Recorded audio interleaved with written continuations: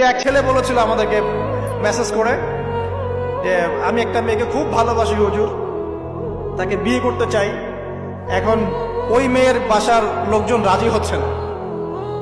তো এই ছেলের মধ্যে কি চেতনাটা কি, সে প্রেম করছে ঠিকই, হারাম অ্যাফেয়ার্সে আছে ঠিকই, কিন্তু সে তাকে বিয়ে করতে চায়, ওটা হালাল করতে চায়। আর এক ছেলে মেসেজ করছে, সে বলছে যে আমি এরকম জেনায় লিপ্ত ছিলাম, এখন আমি কি করব, আমি কি ওগুলো ছেড়ে দিয়ে ফিরে আসব, নাকি আমি ওই মেয়ের সাথেই যেন অব্যাহত রাখবো? এই দুই ব্যক্তি কি সমান? সমান না। এটাই বোঝাচ্ছি আপনাদেরকে। দেখুন, 4 শ্রেণীর মানুষের কথা নবীজি বলেছেন। এক শ্রেণী হচ্ছে সেই ব্যক্তি যে নিজে সুদ খায়। কারা কারা খাই? এবার হাত উঠান, কারা কারা খান? আলহামদুলিল্লাহ। দ্বিতীয় শ্রেণী যারা খায় না কিন্তু মানুষকে দেয়। আচ্ছা।